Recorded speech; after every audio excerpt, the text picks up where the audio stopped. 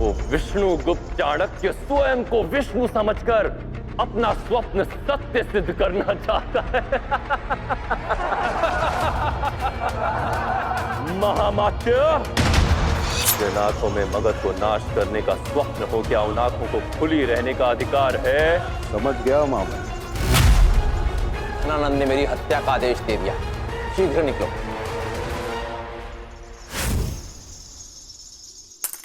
सुनी ये ध्वनि नहीं, पुकार है कि तुम मेरे दास हो। मुझे स्वतंत्र होना है। कुछ ऊंचाई स्वप्न नहीं देख लिया तुमने?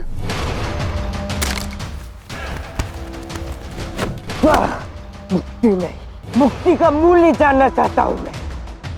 100 पंड के बदले 500 पंड चुराऊंगा मैं तुम्हारे लिए, पर बदले में तुम्हें मुझे मुक्त करना होगा। स्वीकार है? श्रेष्ठ बन लूंगा तुम्हें मुक्त करने का। स्वीकार है।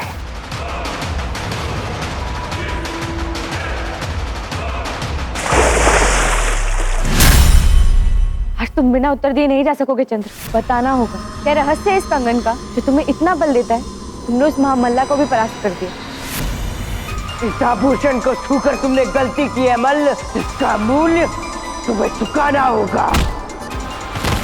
कोई है जिसे मुझे प्रेम नहीं करना है, जिसने मुझे जन्म दिया, मेरी माँ, मेरी माँ, मेरी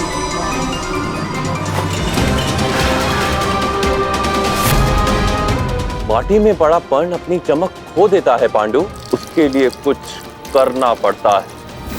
क्षमा मांग सम्राट से। क्षमा मांग ली तो सिद्ध हो जाएगा कि अपराध मेरा था, जबकि सत्य ये है कि अचानक आप पलटे थे। माटी का कण बना स्वर्ण का पर्ण, तुझे तेरा वास्तविक मूल्य बताता हूं। चल।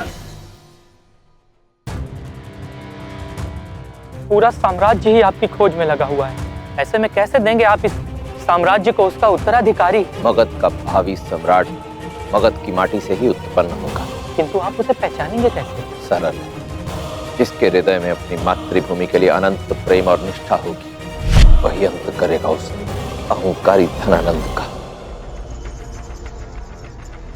उठो। मरण है ना ये तलवार और उस पर लगा ये रक्त है तेरे पति का। ये जो क्षत्रिय रक्त तुम्हारी धमनियों में उबल रहा है, इसे मैं जल की भांति शीतल कर दूंगा, जिसमें तुम्हारी सारी आशाएं शांत हो जाएंगी और तुम्हारी मुक्ति की आस तुम सदा के लिए खो दोगी। विरासत में एक कंगन छोड़ा था उन्होंने, अब एक कंगन ही उन्हें ढूंढने का संबल बनेगा। मेरे श्वास तब तक नहीं रुकेंगे जब तक तेरा अंत करने मेरा पुत्र चंद्रगुप्त नहीं आ जाता। 100 पंड का मूल्य लगाया था मुझे जन्म देने वाली ने अपनी ममता का। यदि आज भाग गया तो जीवन भर उस ममता का ऋणी रहूंगा, इसलिए चाहूंगा। आज भले ही मगध धनानंद के ताप से जल रहा है, परंतु एक दिन चंद्र अपनी शीतलता से उसे शांत अवश्य करने आएगा।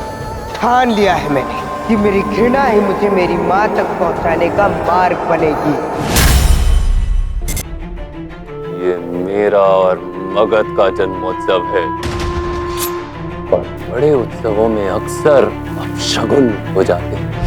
इस उत्सव में सम्राट के लिए अनेक दुर्लभ और मूल्यवान उपहार रथों में भर कर आएंगे और तुम्हें उनमें से बस एक को लूटना है। मैं वो रथ चुराऊंगा अवश्य, पर रात को नहीं, दिन दहाड़े सबकी नाक के नीचे से निकाल लूंगा मैं वो रथ।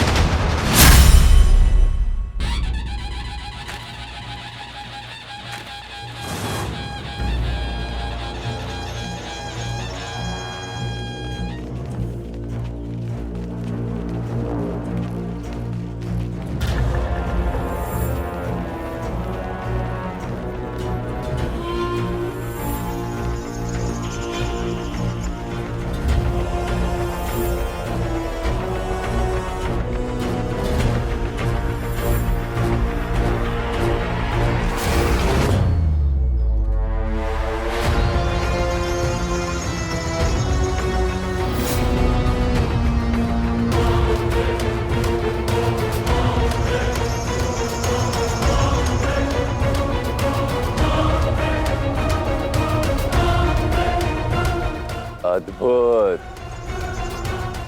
बड़ा ही सुखदायी दिन है आज का। आज का दिन बहुत विशेष होगा, मुझे मुक्ति मिलेगी। आज आपने एक माँ को अपने बच्चे से मिलवाया है। मैं ईश्वर से सच्चे मन से प्रार्थना करूंगी कि आपको वो सब कुछ मिले जो आपकी कामना है।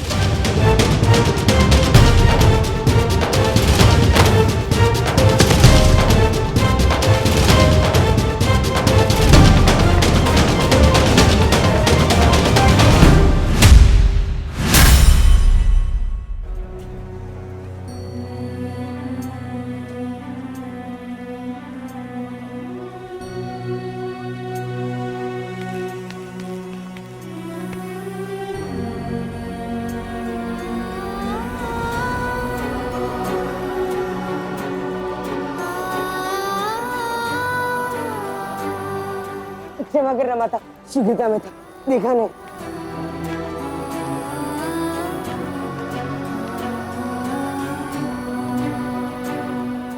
कौन था वो? क्यों लगा जैसे सदा से जानती हूँ।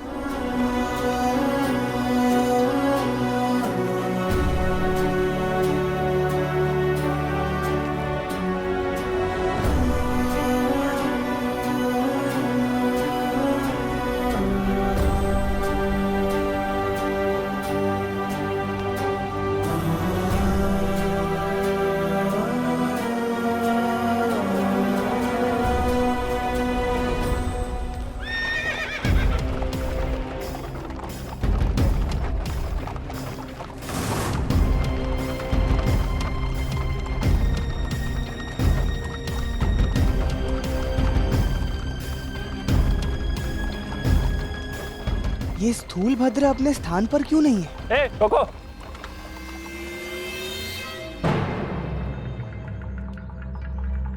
इस स्थान का रक्षक कहां चला गया? जाओ और देखो कहां गया वो।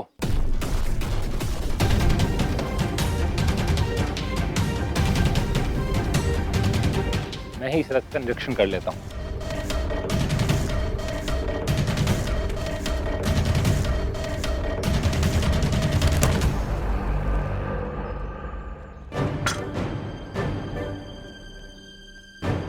कहाँ चले गए थे? वहीं जहाँ तुम बोर होते ही जाते हो। इस समय? कुछ वेग समय देखकर नहीं आते। हाँ, तुम्हारे पेट को देख के लग भी रहा है।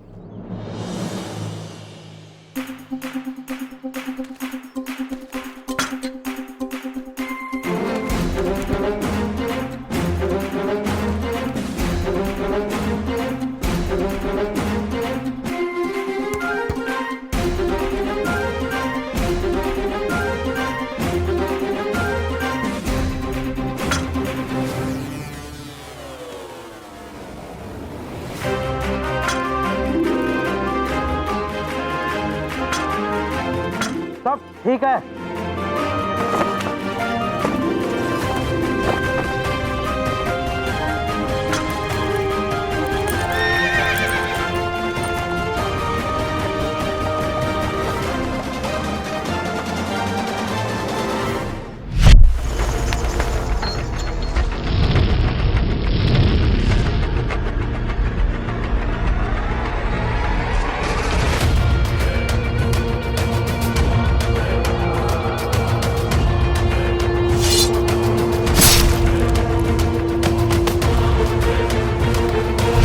धनानंद के धन पर दृष्टि डाली इसने, अर्थात मगध के आनंद पर।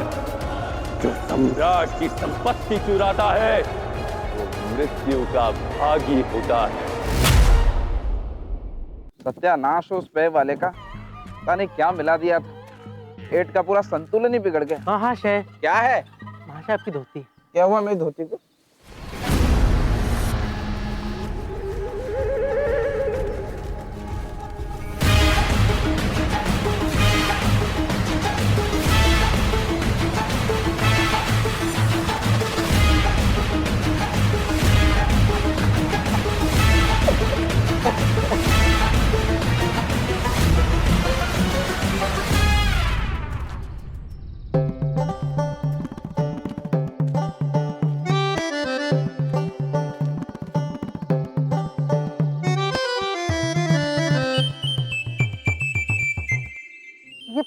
थोड़ी छोटी है।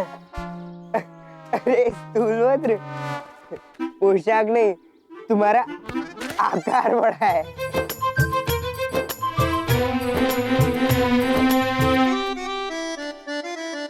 स्मरण रखना स्थूल, हमारे योजना की पूरी सफलता इस मटके पर निर्भर करती है।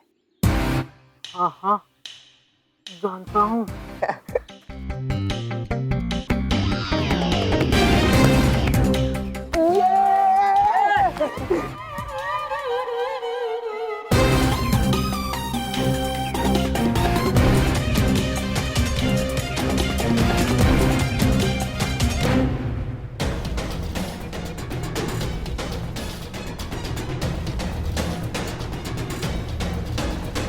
तुम्हारी दिशा में अपना पहला कदम बढ़ा लिया है मां। मनोरंजन आरंभ करो।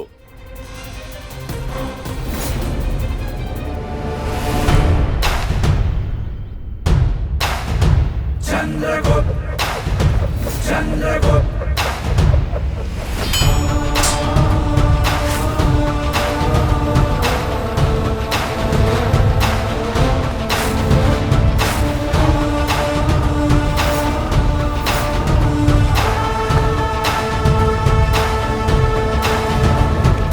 दुश्मन पे प्रहार है, चंद्रगुप्त, शस्त्र जैसी धार है, चंद्रगुप्त, वीर भी वंश का आधार है, नीतिवान बुद्धिमान सूर्य जैसा शौर्य है, ये चंद्रगुप्त मौर्य है, ये चंद्रगुप्त मौर्य है, चंद्रगुप्त मौर्य, चंद्रगुप्त